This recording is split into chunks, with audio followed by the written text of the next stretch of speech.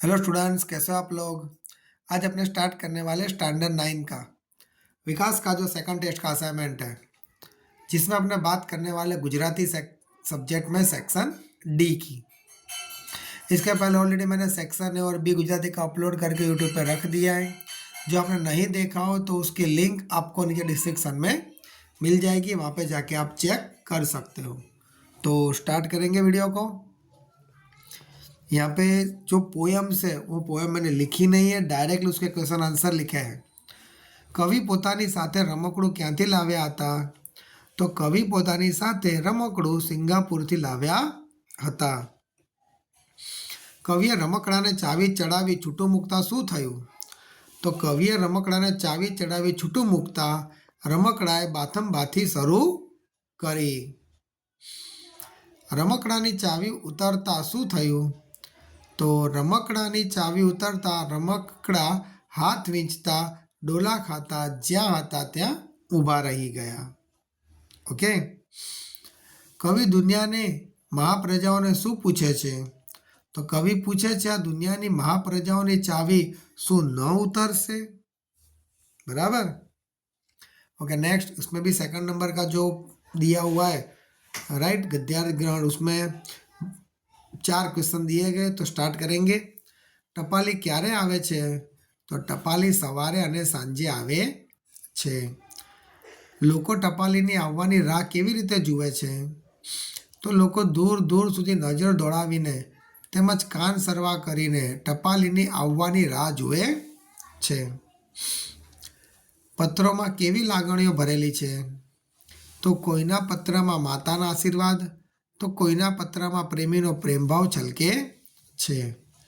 કેટલાક પત્રોમાં આનંદ, તો કેટલાક પત્રોમાં દુઃખની લાગણીઓ ભરેલી હોય છે. નેક્સ્ટ, પત્રો વાંચીને લોકો શું કરે છે? તો પત્રો વાંચીને કેટલાક લોકો તેને છાતીએ ચાપે છે, કેટલાક તેને ચુંબનો કરે છે, તો કેટલાક તેને આંસુથી ભીંજવી દે છે. ડન. ओके नेक्स्ट, पोएम के क्वेश्चन आंसर्स. कविने विश्वरूपी मंदिर केवुं लागे छे? तो कविने विश्वरूपी मंदिर रूपाळुं लागे छे. नेक्स्ट, आकाशमां सर्जनहारनो महिमा कोण कोण गाय छे? तो आकाशमां सर्जनहारनो महिमा चांदो, सूरज अने तारा गाय छे. आ विश्वरूपी मंदिरनी विशेषता शी छे? तो आ विश्वरूपी मंदिरनी विशेषता ए छे के तेमां कोई पुजारी नथी, कोई देवनी मूर्ति नथी के आ मंदिरने कोईना मंदिरने ताळा पण नथी. नेक्स्ट, अधीरा बाळको कोने शोधे छे? तो अधीरा बाळको विश्वरूपी मंदिरना सर्जनहारने शोधे छे. नेक्स्ट, विचार विस्तार. माणसे जीवता माणसनी आळसे जीवता माणसनी खबर छे. तो इसका क्या आएगा? मानव जातनो सौथी मोटो शत्रु आळस छे. आळसू माणस मरदा जेवो होय छे. कांई करवानुं मन ना थाय, खाली पड़ी रहेवानुं मन थाय. ए आळसू ते जीवनमां आळसू माणस क्यारे जीवनमां प्रगति करी शकतो नथी अने क्यारेक आज आळसना कारणे तेनुं मोत पण थई जाय छे. जरूर करતાં વધારે આરામ તે પણ આળસ છે. ગરીબીનું મૂળ આળસ છે. આળસ એક મીઠું ઝેર છે, પણ એનો સ્વાદ છોડવાનું ઘણું અઘરું છે. આળસ કરવામાં ભલે માણસને મજા આવે છે, પણ તે મજા કરતાં 1000 ગણી સજા તેને ભોગવવી પડે છે. એક ચિંતકે કહ્યું છે, પોતાની જવાબદારીમાંથી છટકવું સહેલું છે, પણ પોતાની જવાબદારીના પરિણામથી છટકી શકાતું નથી. કરેક્ટ. નેક્સ્ટ, દુઃખીના દુઃખની વાતો સુખી ના સમજી શકે. સુખી તો જો સમજે પૂરું, દુઃખ ના વિશ્વમાં ટકે. આ પંક્તિમાં કવિ કહે છે કે સુખી માણસો દુઃખી માણસોના દુઃખને સમજી શકતા નથી. જો તેઓ દુઃખીઓના દુઃખને પૂરું સમજે તો આ વિશ્વમાં દુઃખ ટકે જ નહીં. ઓકે. Next paragraph. વિશ્વમાં અમીર અને ગરીબ એવા 2 વર્ગો હોય છે. અમીરોની પાસે એટલી અઢળક સંપત્તિ છે કે સંપત્તિનો ક્યાં ઉપયોગ કરવો તેની તેઓને મૂંઝવણ છે. અને સામેની બાજુ ગરીબ લોકોને 2 ટંકનો રોટલો કેમ રળવો એનો સવાલ છે. અમીર લોકો ગરીબોના દુઃખો સમજે અને તેને દૂર કરવા પ્રયત્ન કરે. પોતાની સંપત્તિનો તેઓના દુઃખોના દૂર કરવામાં ઉપયોગ કરે તો આ જગતમાં કોઈ દુઃખી જોવા ન મળે. આમ તેઓની સંપત્તિ મોજ મજામાં વેડફાઈ જવાને બદલે લોક કલ્યાણમાં વપરાય. આમ જગતમાં અમીર ગરીબ વચ્ચેના ભેદ ન રહે અને સંપત્તિનો સદુપયોગ થાય.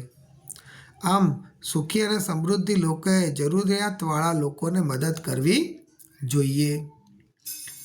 નેક્સ્ટ, વિદ્યા પુસ્તકમાં અને પર કબજામાં ધન, ભીડ પડે કામ ના આવે એ વિદ્યાને ધન. આ પંક્તિઓમાં કવિ કહે છે કે પુસ્તકમાં રહેલી વિદ્યા અને પારકા પાસે રહેલું આપણું ધન આપણને ભીડ પડે ત્યારે આપણા ઉપયોગમાં લાવતા નથી. વિદ્યા માનવીને મુશ્કેલીઓમાં માર્ગ દેખાડે છે, પરંતુ જ્યારે મુશ્કેલીઓ આવી પડે ત્યારે તેનો ઉકેલ શોધવા માટે પુસ્તકોના પાના ઉથલાવવા ન બેસાય. વિદ્યા તો આપણી કોટ સૂઝમાં ઉતરેલી હોવી જોઈએ. એ જ રીતે પારકા પાસે રહેલું આપણું ધન આપણને મુશ્કેલી વખતે કામ ન આવે તો એ ધન શા કામનું? તેથી આપણું ધન આપણી પાસે જ રાખવું જોઈએ. તે આપણને જરૂર પડે ત્યારે ઉપયોગમાં આવી શકે, જેથી તે પૈસે દુઃખી થવાનો વારો ન આવે. અને કોઈક શાણા પુરુષે સાચું જ કહ્યું છે, ગરત ગાંઠે અને વિદ્યા પાઠે. એટલે ધન ગાંઠે અને વિદ્યા મોઢે હોવી જોઈએ. ઓકે, ધન ગાંઠે એટલે ગાંઠમાં ધન મૂકી રાખવાનું અને વિદ્યા આપણા મોઢા પર હોવી જોઈએ. ઓકે, નેક્સ્ટ, મૂર્ખ મિત્ર કરતાં ડાયો દુશ્મન સારો. આનું વિચાર વિસ્તાર. મૂર્ખ મિત્ર કરતાં સમજદાર દુશ્મન સારો ગણાય. આપણે મૂર્ખ મિત્રોનો વિશ્વાસ રાખી શકીએ નહીં. તે ક્યારેક ગાંડપણમાં આપણને નુકસાન કરી બેસે તે કહી ન શકાય. પરંતુ અગર જો સામેની બાજુ સમજદાર દુશ્મન ક્યારેય આપણને દગો ન દે, તે ક્યારેય આપણા પર પીઠ પાછળથી ઘા ન કરે. તે આપણને ચેતવે અને પછી જ ઘા કરવા તૈયાર થાય. રાજાએ મૂર્ખ વાંદરાની મિત્રતા કરી હતી. મૂર્ખ વાંદરો રાજા જ્યારે ઊંઘતા હતા ત્યારે તેમની ચોકી કરતો હતો. ઊંઘતા રાજાના શરીર પર માખી બેઠી. આ જોઈ મૂર્ખ વાંદરો આવેશમાં આવી ગયો. તેણે માખી પર તલવારનો ઘા કર્યો. માખી ઉડી ગઈ અને રાજાને તલવાર વાગતા તેણે પ્રાણ ગુમાવ્યા. આમ આપણે મૂર્ખ વ્યક્તિની મિત્રતા ન કરવી જોઈએ. નેક્સ્ટ, પીપળ પાન ખરતા હસ્તી કુંપળિયા, મુજ વીતી તુજ વીતશે ધીરી બાપુડિયા.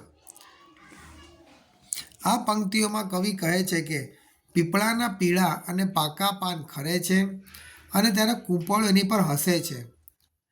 તે વખતે ખરતા પાન કૂંપળોને ધીરજ રાખવાનું કહે છે. તેઓ કહે છે, એક દિવસ તમારી દશા પણ અમારા જેવી જ થવાની છે. કેટલાક લોકો લાંબો વિચાર કરતા નથી. તેઓ ઘરડા, અપંગ અને ગરીબ માણસોની મસ્કરી કરે છે. તેઓ એ વાતને ભૂલી જાય છે કે ક્યારેક એમની પણ એવી જ દશા થવાની છે. આમ કોઈના બધા દિવસો ક્યારેય એક સરખા હોતા નથી. આથી આપણે કોઈની હાંસી ન ઉડાવવી જોઈએ, કોઈની મસ્કરી ન કરીએ તથા વૃદ્ધો અને અશક્તો તેમજ ગરીબ માણસોને દયાની લાગણી રાખવી જોઈએ. આમ શક્ય હોય તો તેમને આપણે મદદ પણ કરવી જોઈએ. ઓકે, નેક્સ્ટ, સિંહને શસ્ત્ર શા, વીરને મૃત્યુ શા. આ વાક્યમાં વીરતાનો મહિમા દર્શાવવામાં આવ્યો છે. સિંહને કદી શસ્ત્રની જરૂર પડતી નથી. તે જ રીતે વીરને ક્યારે પણ પોતાના મૃત્યુનો ડર લાગતો નથી. સિંહ પોતાની શક્તિને લીધે જ વનનો રાજા ગણાય છે. તે બીજાની શક્તિ પર ક્યારેય આધાર રાખતો નથી. વળી તેને શસ્ત્રોની જરૂર પડતી નથી. એ પોતાની શક્તિ વડે ગમે તેવા હિંસક પ્રાણીને પરાસ્ત કરી શકે છે. તે જ રીતે વીર પુરુષને પણ મૃત્યુનો ડર રાખતો નથી. તે યુદ્ધમાં ડર્યા વિના ઝંપલાવે છે અને બહાદુરીથી લડે છે. તેને મરવાનું પસંદ છે, પણ રન છોડી ભાગી જતો નથી. આપણે આપણી શક્તિ પર જ આધાર રાખવો જોઈએ. આપણે આપણી તાકાત વધારવી જોઈએ. આપણે મૃત્યુનો ડર રાખ્યા વિના વીરતાપૂર્વક ખુમારીથી जीवन जीवવું જોઈએ. क्लियर? सो यहाँ पे अपना सेक्शन डी फिनिश होता है. वीडियो पसंद है वीडियो को लाइक और चैनल को सब्सक्राइब करना मत भूलना.